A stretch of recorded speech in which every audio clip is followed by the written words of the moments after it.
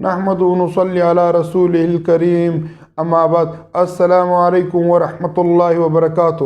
ناظرین، امید ہے آپ سب خیریت سے ہوں گے۔ ناظرین، آج کے درس نمبر 10 سے ہم آپ علیہ السلام کی زندگی کے بارے میں تذکرہ کریں گے۔ ناظرین، رسول اللہ صلی اللہ علیہ وسلم کی زندگی کے 3 بڑے حصے ہیں۔ پہلا حصہ ولادت تا نبوت، دوسرا حصہ نبوت تا ہجرت، تیسرا حصہ ہجرت تا وفات۔ پہلا حصہ ولادت تا نبوت۔ ناظرین، اس حصے میں عہد جاہلیت کی عمومی حالات، یعنی آپ علیہ السلام کی ولادت سے پہلے جہالت کے زمانے میں حالات اور عرب کے حالات اور تمام دنیا میں کیا حالات تھے، اسی طرح جزیرۃ العرب کا محل وقوع، طبعی جغرافیہ، آبادی کے بارے میں تذکرہ کریں گے۔ ناظرین، اسی طرح پہلے حصے میں خاندان نبوت، یعنی آپ علیہ السلام کا شجرہ نسب، آپ علیہ السلام کس قوم سے تھے اور بعض ناموں کا تعارف بھی ہوگا، اور ولادت یعنی آپ صلی اللہ علیہ وسلم کی پیدائش کا واقعہ، تاریخ پیدائش، اور اسی سال عرب کی تاریخ میں ایک واقعہ پیش آیا تھا جو تاریخ کا حوالہ بن گیا۔ لوگ اس سے اپنے تاریخیں جوڑنے لگے۔ اس کو واقعہ اصحاب الفیل، اور جس سال یہ واقعہ پیش آیا اس کو عام الفیل کہتے ہیں۔ ناظرین، اسی طرح اس حصے میں آپ صلی اللہ علیہ وسلم کی بچپن، آپ صلی اللہ علیہ وسلم کی رضاعت اور شق صدر کا پہلا واقعہ، اور آپ صلی اللہ علیہ وسلم کی کفالت، والدہ ماجدہ، نانا عبد المطلب، چاچا ابو طالب، آپ صلی اللہ علیہ وسلم کا بکریاں چرانا اور شام کا پہلا سفر، اور اس میں ہونے والے تمام واقعات کا تذکرہ ہوگا۔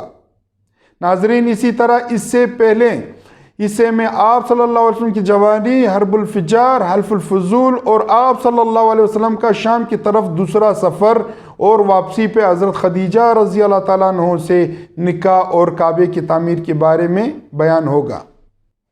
ناظرین، زمانہ جاہلیت، رسول اللہ صلی اللہ علیہ وسلم کی نبوت سے پہلے کا دور عہد جاہلیت کہلاتا ہے۔ یہ وہ دور تھا جس میں وحی کی تعلیمات تقریباً مٹ گئی تھی اور دین حق کی اصل صورت ایسے مسخ ہو گئی تھی کہ اگر کوئی اس پر عمل بھی کرنا چاہتا تو اس کی کوئی صورت نہ تھی۔ زمانہ جاہلیت کو سیرت میں سمجھنا بہت اہم ہے، کیونکہ اسی سے رسول اللہ صلی اللہ علیہ وسلم کی محنت کا صحیح اندازہ ہو سکتا ہے کہ آپ علیہ السلام نے انسانیت کی زندگیوں کا رخ کس طرح موڑا۔ ناظرین، زمانہ جاہلیت کی کچھ تفصیل ذکر کرتے ہیں۔ عرب کے حالات۔ جزیرۃ العرب، جو خلیج فارس، بحیرہ عرب، بحیرہ کلزم اور بحیرہ روم سے قریب قریب گھرا ہوا ہے۔ یہ علاقہ پرانی دنیا کے وسط میں یورپ، ایشیا، افریقہ کے مقام اتصال پر واقع ہے، اسی لیے اسے پرانے زمانے میں دنیا کی ناف کہتے ہیں۔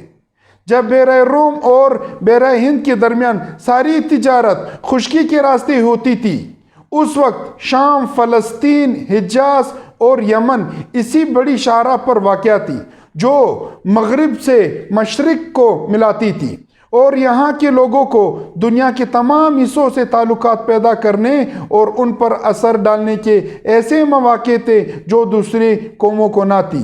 چنانچہ 6 صدی عیسوی میں پیغمبر اسلام صلی اللہ علیہ وسلم نے دنیا کو امن اور بھائی چارے کی خوشخبری اسی خطے سے سنائی۔ ناظرین، عرب کے سیاسی اور معاشرتی حالات۔ عربوں کا سیاسی اور معاشرتی نظام قبائلی طرز کا تھا۔ وہ مختلف قبیلوں میں بٹے ہوئے تھے اور ہر قبیلے کا ایک سردار تھا۔ شمال میں بکر، شیبان، لخم، تغلب، جذام، بنو حنیفہ، طی، اسد، حوازن، اوس، خزرج، ثقیف اور قریش وغیرہ آباد تھے۔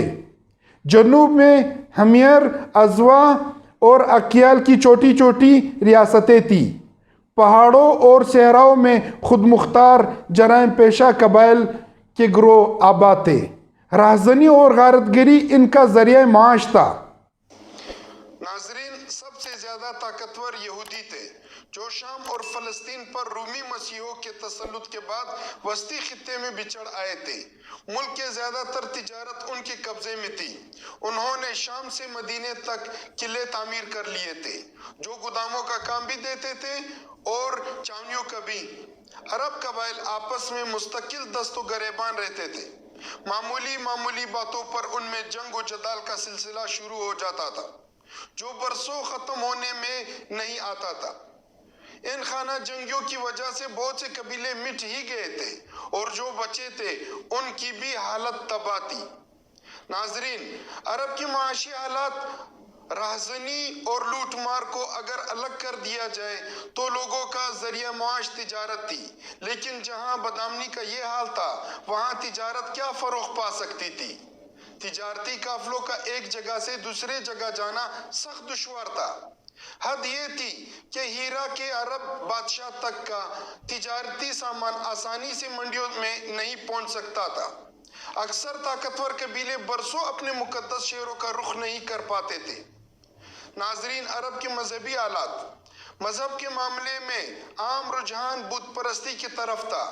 ارواح خبیثہ سے لے کر چاند سورج تک سبھی کی پوجا کی جاتی تھی اور ان کے ناموں پر انسانوں تک کی قربانی کی جاتی تھی۔ زراعت اور زمین کا بہترین حصہ ان کے لیے وقف کر دیا جاتا تھا۔ خود خانہ کعبہ دنیا کی بت قدوں میں وہ پہلا گھر خدا کا 360 بتوں کا آستانہ بن گیا تھا۔ یوں عربوں کا ایک مدت سے یہودیت، مجوسیت اور مسیحیت کا چرچا تھا، لیکن ان کا کوئی بھی اچھا اثر ان کے عادات و اخلاق پر نہیں پڑ سکا تھا۔ تو ناظرین، آج کا درس اختتام کو پہنچ چکا ہے۔ بہت ساری دعاؤں کے ساتھ انشاءاللہ اگلی درس میں ملاقات ہوگی۔ والسلام۔